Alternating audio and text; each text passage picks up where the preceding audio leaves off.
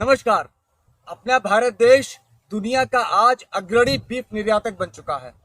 साथ ही बीफ के उपभोग में भी हम दुनिया में बहुत आगे हैं। आज इसके अलावा बहुत सारे निराश्रित गौवंश हमें चारों ओर दिखाई देते हैं। किसान अपने खेतों में ब्लेड के तार लगा रहे हैं, उसमें वो कट के मर रहे हैं। लोग उनको भाले मार रहे हैं, उनको गौशालाएं, गौ आश्रय केंद्रों में भरकर भूख से मारा जा रहा है। गौवंश की स्थिति आज बहुत दयनीय है। वो बहुत दुर्दशा का शिकार है और बड़ी बेदर्दी से उनकी हत्या हो रही है। जबकि अगर हम प्राचीन समय में देखें तो उन्हीं गौवंश को मां का दर्जा दिया गया था। उनको जरा भी तकलीफ पहुंचाना महापाप माना जाता था। लोग उनको जरा भी कष्ट पहुंचाने से बचते थे, उसको पाप मानते थे। लेकिन आज स्थिति एकदम बदल गई है। तो ऐसा क्या हुआ कि वो गौवंश जिनके लिए हम दंगे कर लिया करते थे, जिनको हम मां कहते थे, आज हम उनको मारने पर तुले हुए हैं। आज हम उनका शोषण करने पर तुले हुए हैं। ऐसा क्या हो गया? आज इस वीडियो में हम इसी बात का विश्लेषण करने जा रहे हैं कुछ तथ्यों के साथ। तो पूरा वीडियो ध्यान से देखिए। अगर आपका कोई प्रश्न होता है तो जरूर पूछिए कमेंट में। और ये वीडियो आपको कैसा लगा, आपको क्या बातें समझ में आई, ये भी कमेंट में जरूर बताइए। तो अब हम बात करते हैं गाय को, भैंस को रखने के जो मॉडल है। इसको अगर हम दो भाग में बांटें तो एक भाग वो है जो हमारा पश्चिमी मॉडल है। पश्चिमी देशों में भी लोग गाय रखते हैं, बड़े बड़े फार्म है वहां पर भी गौवंश रखे जाते हैं। उनको वहां पर दूध के लिए और मांस के लिए रखा जाता है। वो है पश्चिमी मॉडल गौवंश को रखने का। और एक था हमारा सनातनी मॉडल, वो मॉडल जहां पर हम उसे गौ सेवा का नाम देते थे। हम गाय को मां कहते थे, हम गाय से प्यार करने को प्रमुखता देते थे, गाय की सेवा करने को प्रमुखता देते थे। वहां पर गौ हत्या बिल्कुल नहीं होती थी, वहां पर गाय का शोषण भी नहीं होता था। वहां पर अनेक नियम बनाए गए थे कि गाय को किस तरीके से बहुत ही कंफर्टेबल स्थिति में रखना है। बच्चे को पेट भर दूध पीने को मिलना चाहिए, हमें गाय को बांधना नहीं चाहिए, उसको पर्याप्त चरने के लिए ले जाना चाहिए, उसको हमें मारना नहीं चाहिए। ऐसे तमाम नियम गाय को रखने के जो है वो प्राचीन समय में हमारे समाज में हुआ करते थे। हम उसको, इस गाय को रखने का सनातनी मॉडल कह सकते हैं। तो दो मॉडल है हमारे पास, एक हमारा पश्चिमी मॉडल और एक हमारा सनातनी मॉडल। अब बात करते हैं कि आज भारत में हम कौन से मॉडल पर चल रहे हैं। सनातनी मॉडल के बारे में हमने बात कर लिया। अब पश्चिमी मॉडल में बात क्या होता क्या है, इसके बारे में बात कर लेते हैं, फिर हम भारतीय परिदृश्य में आज की बात करते हैं। तो पहले अब बात करते हैं आज गाय को रखने के पश्चिमी मॉडल की। पश्चिमी मॉडल में गाय भैंस को मात्र एक वस्तु समझा जाता है। मांस के लिए, दूध के लिए, चमड़े के लिए उनको बड़ी तादाद में रखा जाता है। तो सबसे पहले पश्चिमी देशों ने ज्यादा मांस, ज्यादा दूध, ज्यादा चमड़ा प्राप्त करने के लिए, तेजी से उसको प्राप्त करने के लिए उन्होंने उनके आहार में परिवर्तन किया। उन्होंने, चूंकि गाय भैंसे जो है ये चरने वाले पशु हैं, ये घासें खाते हैं, इसी कारण अपने भारत में गांव गांव में गौचर की भूमियां हुआ करती थी। लेकिन पश्चिमी देशों ने उनका आहार बदला, उनको कृत्रिम आहार देना शुरू किया, उनको दाना, पशु आहार, सप्लीमेंट, ये सारी चीजें देना शुरू किया। इसके बाद उन्होंने जबरन गाय को, भैंस को एक के बाद एक गर्भवती बनवाना शुरू किया।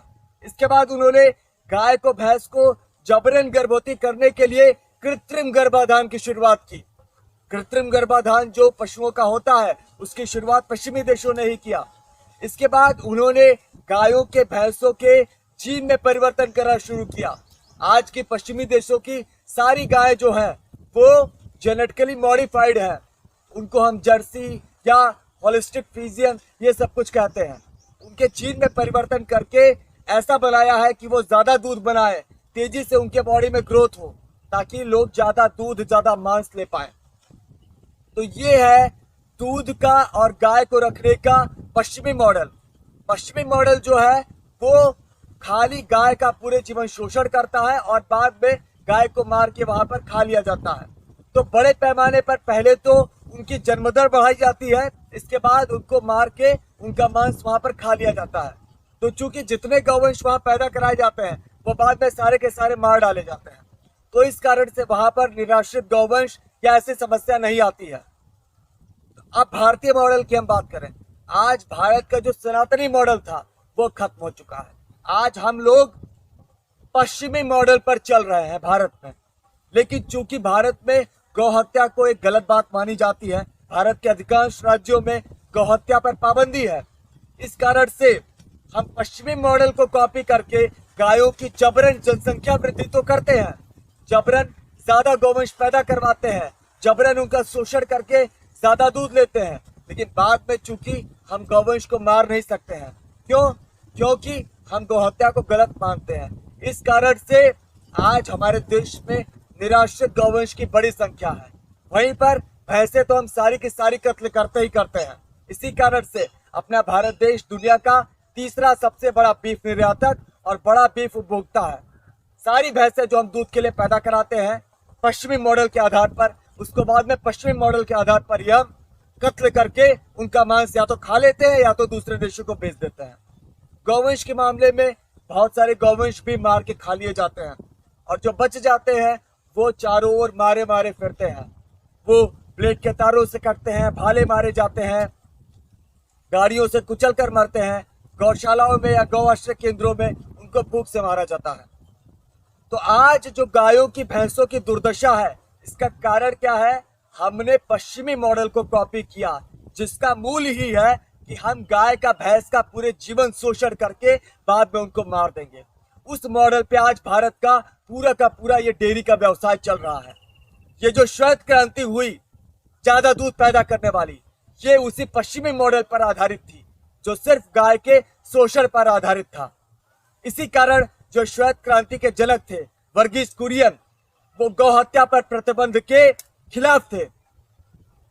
वो नहीं चाहते थे कि गौ हत्या पर प्रतिबंध लगे, क्योंकि वो पश्चिम के मॉडल कॉपी कर रहे थे और वो जानते थे कि उस पश्चिम के मॉडल में हम इतनी ज्यादा गाय भैंसे जो पैदा करवाएंगे उनको बाद में मारेंगे नहीं तो बड़ी समस्याएं पैदा होंगी। तो आज अगर हम दूध या दूध से बनी चीजों की मांग करते हैं तो हम गायों के भैंसों के शोषण और उनकी हत्या के जिम्मेदार हैं। हम उस पश्चिमी मॉडल वाले डेयरी के सिस्टम से हम गाय का दूध और दूध के पदार्थ ले रहे हैं, जबकि जो सनातनी मॉडल था वहां पर गाय को दूध के लिए नहीं रखा जाता था। पहले मजबूरी थी बैल रखना, इसके बाद दूध सिर्फ तभी लिया जाता था जब बछड़े के पीने के बाद जरा सा बच जाता था। आज गाय का बछड़ा दिन में सिर्फ 2 बार दूध पीने के लिए खोला जाता है। एक माँ बच्चे को अपने दिन में 10, 15, 20 बार दूध पिलाती है, बछड़ा सिर्फ 2 बार खोला जाता है और थोड़ा सा दूध पीते ही उसको बांध के किनारे कर दिया जाता है। वो दूध उसकी माँ उस बच्चे के लिए बना रही है और वो हम पूरा का पूरा निकाल लेते हैं। पूरे जीवन उस माँ के ममता का शोषण करते हैं, उसके बच्चों को मार देते हैं और बाद में उन माओ को भी मार देते हैं। हम ये सब क्या कर रहे हैं? बात हम लोग करते हैं भारतीय संस्कृति की, भारतीय सभ्यता की, सनातन की, और 100% हम लोग उस पश्चिमी जीवन शैली को कॉपी कर रहे हैं जो सिर्फ और सिर्फ हर एक चीज को शोषण का वस्तु समझता है। तो आपसे निवेदन है कि दूध और दूध से बनी चीजों की मांग बंद कीजिए, इस पश्चिमी मॉडल का बहिष्कार कीजिए और बेचारी गायों को, बेचारी भैंसों को इस शोषण से और हत्या से बचाइए। जबरन उनकी जनसंख्या वृद्धि अगर होगी दूध के लिए तो उनका मरना तय है। तो जबरन दूध और दूध की बनी चीजों की मांग बंद कीजिए ताकि जबरन उनकी जनसंख्या वृद्धि ना हो और उनका शोषण और उनकी हत्या ना हो। धन्यवाद।